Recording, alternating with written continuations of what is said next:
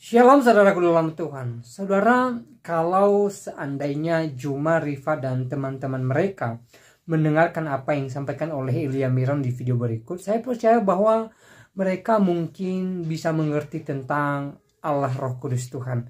Saudara dalam Tuhan, sebelum kita lanjut, mari kita melihat video yang berikut dan pastikan tekan tombol like, tekan tombol subscribe, dan share video ini supaya menjadi berkat bagi banyak orang. Itu seperti penghujat-penghujat yang lain, seperti Juma, Uni Ripa, Nandar, dan lain-lain. Ya, kalau mereka sampai mati mereka tidak terima Kristus, mereka jatuh kepada.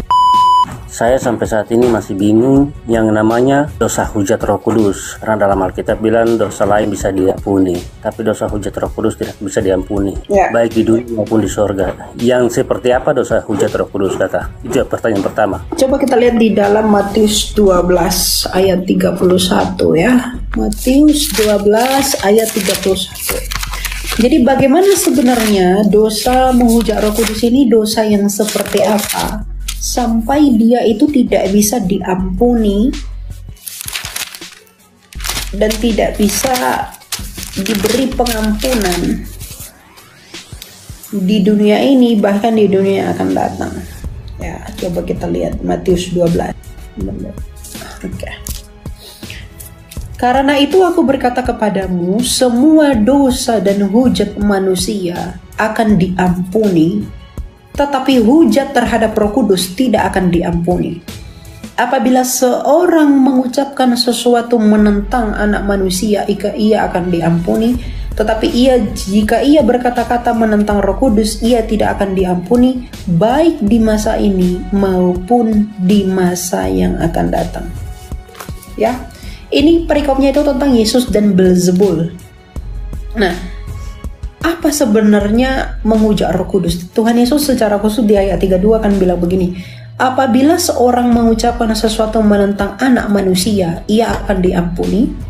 Tetapi jika ia berkata-kata menentang Roh Kudus, ia tidak akan diampuni, baik di masa ini maupun di masa yang akan datang. Di dalam Matius 12 ayat 32. Ini dosa apa sebenarnya sehingga dia itu tidak terampuni? Bukankah semua dosa itu diampuni oleh Tuhan? Tapi kenapa dosa yang satu ini tidak terampuni? Apakah ketika kita berkata-kata yang buruk tentang Roh Kudus, kita ngomong bla bla bla tentang Roh Kudus, yang jahat-jahat, yang gak baik tentang Roh Kudus, apakah itu artinya kita sudah menghujat Roh Kudus? Nah, dosa menghujat Roh Kudus itu adalah, kalau kita melihat konteksnya, konteks ketika Yesus mengusir setan ini kan, orang Farisi yang melihat Yesus mengusir setan, itu di dalam hati mereka oleh Roh Kudus tahu bahwa Yesus itu adalah anak Allah yang maha tinggi, dia adalah Mesias yang dijanjikan. Jadi Roh Kudus itu memberi pengertian kepada hati orang Farisi. Roh Kudus itu memberi pengertian mengenai siapa Yesus, bahwa Yesus adalah Mesias kepada orang Farisi di dalam hatinya. Dan di dalam hati orang Farisi itu mengerti bahwa Kristus ini adalah Mesias. Dan siapa yang memberi pengertian itu? Roh Kudus. Dan ya, pengertian yang diberikan oleh Roh Kudus itu kepada mereka itu disangkali dengan mulut mereka. Yang tadinya Roh Kudus mengatakan kepada mereka bahwa Yesus itu adalah Mesias, tapi mulut mereka berkata, dengan Beelzebul penghulu setan ia mengusir setan. Artinya, apa yang Roh Kudus saksikan mengenai siapa Kristus di dalam hati orang Farisi, itu dihujat oleh orang Farisi dengan mengatakan dengan Beelzebul dia mengusir setan dan penghulu setan. Artinya, suara Roh Kudus dan Roh Kudus yang ada di dalam hati orang Farisi itu dihujat, disangkali dengan ucapan mulut mereka. Makanya Tuhan Yesus bilang, yang berkata-kata yang menentang Roh Kudus, ia tidak akan diampuni. Itu menghujat Roh Kudus, itu dosa tidak akan terampuni. Nah, apa tanda orang telah menghujat Roh Kudus? Mungkin, gimana ya Elia ya, saya soalnya pernah lihat orang mengusir setan, tapi saya nggak percaya itu kuasa Tuhan begitu. Apakah saya sudah menghujat Roh Kudus dengan demikian? Nah, lalu apa tanda orang telah menghujat Roh Kudus? Yang pertama, tanda orang telah menghujat Roh Kudus adalah murtad. meninggalkan Kristus sampai dia mati, itu tanda orang menghujat Roh Kudus. Yang kedua, dia tidak akan pernah meminta pengampunan akan dosa-dosanya. Dia akan tetap di dalam dosanya. Nah, tapi kan saya sudah berbuat dosa banyak. Saya sudah menghujat Roh Kudus, dalam artian saya kan udah menghina-hina Roh Kudus. Saya udah bilang sesuatu yang buruk mengenai Roh Kudus. Apakah saya masih tetap diampuni? Selama kamu masih merasa bersalah atas dosamu itu, dan kamu datang kepada Allah meminta pengampunan, kamu belum menghujat Roh Kudus.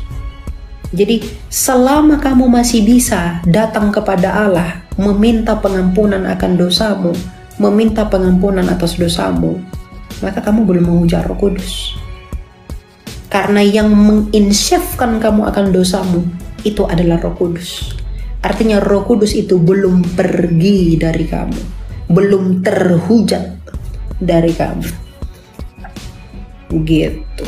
Jadi jangan, dan orang Kristen itu tidak mungkin menghujat Roh Kudus, tidak akan pernah bisa.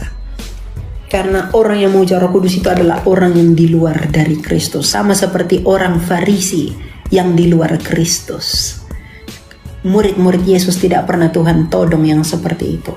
Tapi orang Farisi yang di luar Kristus seperti penghujat-penghujat yang lain, seperti Juma, ya, Uniripa, Nandar, dan lain-lain. Ya, kalau mereka sampai mati mereka tidak terima Kristus, mereka jatuh kepada hujat terhadap Roh Kudus itu, karena mereka menolak, menyangkali itu.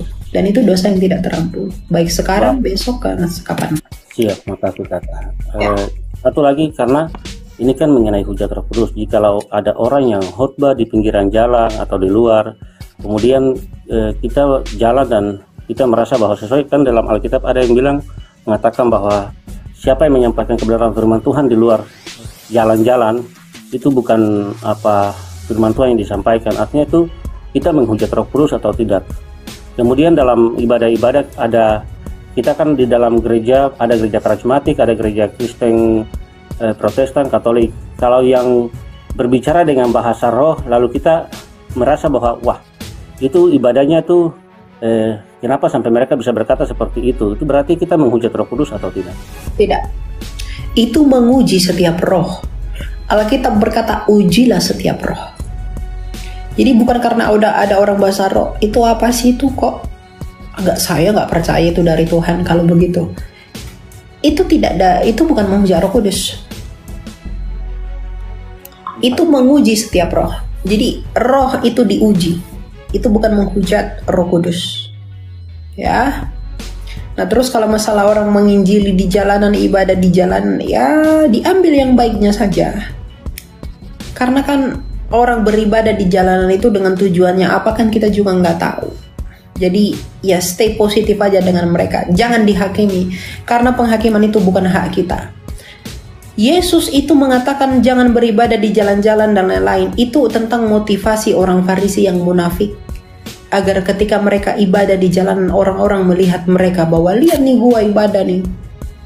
Biar orang-orang tahu kalau dia itu suci. Dia itu ya paling agamawan, ya paling agamis sekali. Nah, Yesus Tuhan kita Yesus Kristus tuh nggak setuju dengan motivasi mereka itu yang sombong, yang motivasinya munafik. Nah, tapi kalau ada orang menginjili di jalanan dengan rasa sukacita dan lain-lain, ya tidak masalah. Gitu loh. Jadi beda zamannya Farisi yang mengandalkan Taurat, perbuatan yang terlihat baik depan manusia tapi munafik. Itu berbeda dengan sekarang yang adalah kasih karunia. Jadi orang Kristen itu tuh nggak ada ibadah di jalanan dan lain-lain itu untuk mengharapkan pahala, itu nggak ada. Karena kita tidak diikat dengan syariat itu, tapi sebagai ungkapan syukur kita mewartakan kebenaran Kristus, tapi tidak dengan menjadi batu sandungan. Itu, jadi tidak masalah. Selama motivasinya benar, Tuhan akan tolong. Baik, Bapak. Ya, saya punya pertanyaan yang kedua. Besok adalah hari di mana kita menyongsong kematian Jumat Agung.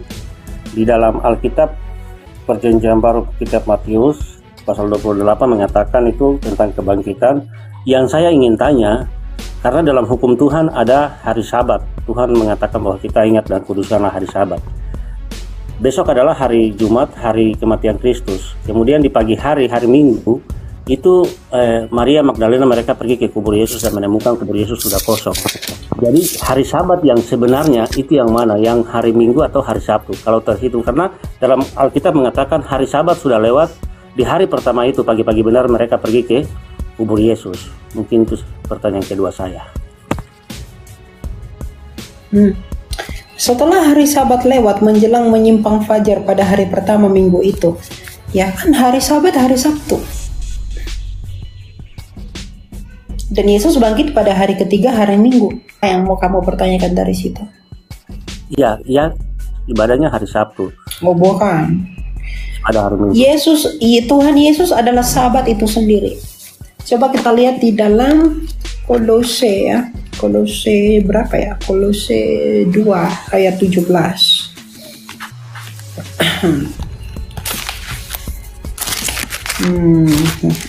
Nah, dikatakan di sini mulai dari ayat 16. Karena itu jangan biarkan orang menghakimi kamu mengenai makanan dan minuman, atau mengenai hari raya, bulan baru, ataupun hari Sabat. Semuanya ini hanyalah bayangan dari apa yang akan datang, sedangkan wujudnya ialah Kristus. Jadi Yesus adalah Sabat itu sendiri. Jadi Sabat-sabatan itu tidak berlaku lagi setelah Kristus. Kenapa begitu? Karena Kristus adalah sang Sabat.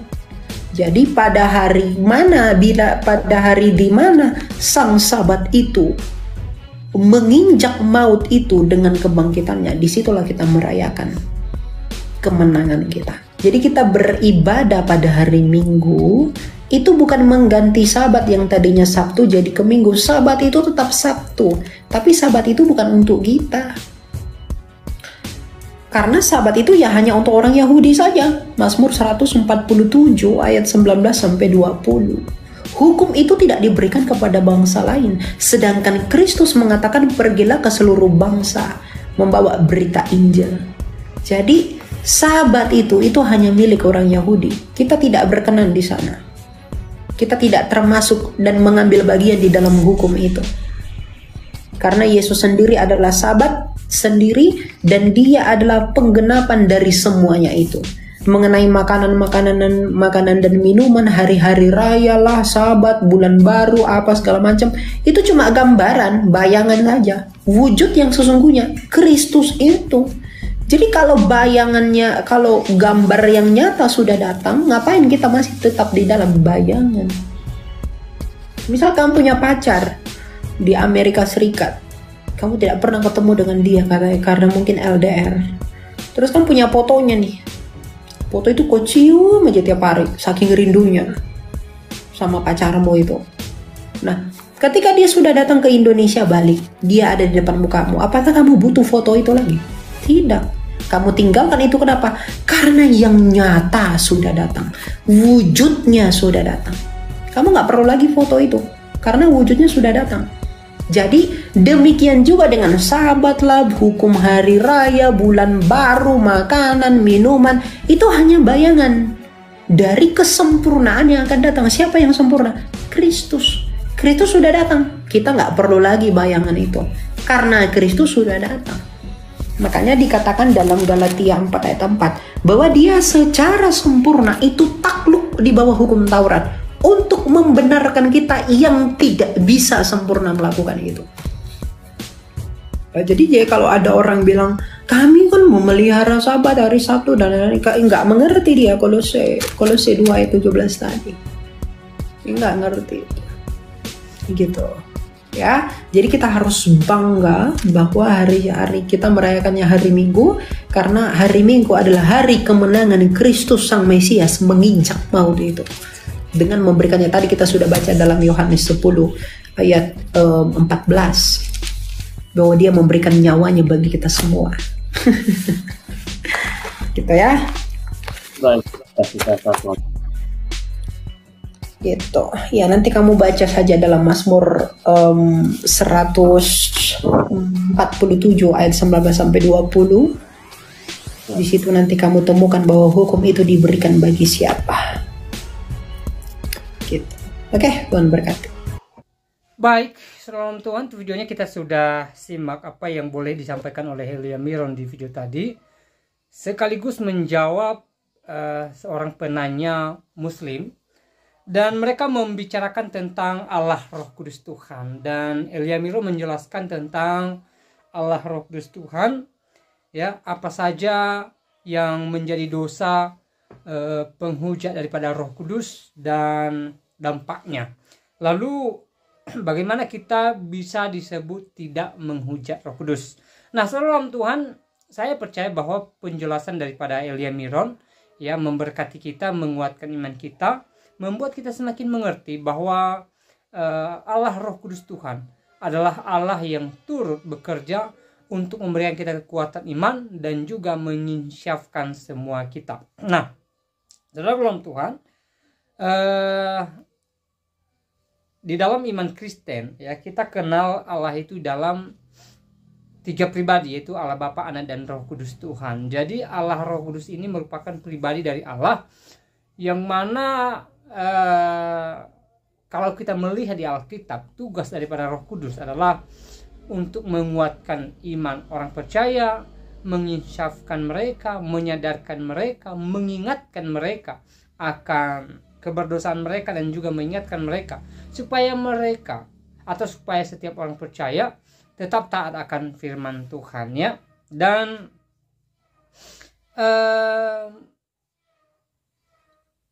ada dosa di mana kita tidak hormat kepada Roh Kudus, atau istilah lain ya menghujat Roh Kudus, dan Elia Miron sudah jelaskan panjang lebar.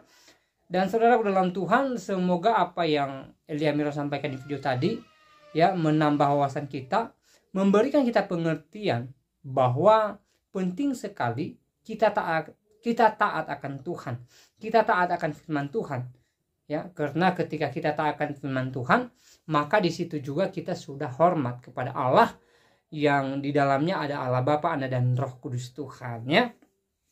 Nah, saudara dalam Tuhan, seperti apa tanggapan saudara setelah menonton cuplikan video tadi? Silahkan tulis di kolom komentar. Tuliskan komentar yang baik, yang positif, terutama komentar yang memuji memuliakan Tuhan dan yang memberkati kita sekalian. Dan saudara dalam Tuhan, di kesempatan juga saya kembali ingatkan kita supaya kita tetap semangat dalam mengerjakan semua pekerjaan kita, dalam beraktivitas, terutama semoga kita semangat memuji memuliakan nama Tuhan dan juga taat akan firman-Nya. Saya percaya bahwa kita adalah orang-orang yang diberkati oleh Tuhan ketika kita menjadikan diri kita sebagai seorang yang taat akan firman Tuhan, sehingga Tuhan turun tangan mendatangkan kebaikan bagi setiap kita. Dan saya percaya bahwa setiap doa-doa kita dijawab oleh Tuhan, dan kebahagiaan daripada Tuhan menjadi milik kita bersama. Nah, salam Tuhan, saya tidak terlalu panjang lebar menyampaikan pesan melalui video ini. Semoga video singkat ini memberkati kita, menguatkan iman kita, dan Tuhan Yesus Kristus memberkati kita sekalian. Shalom.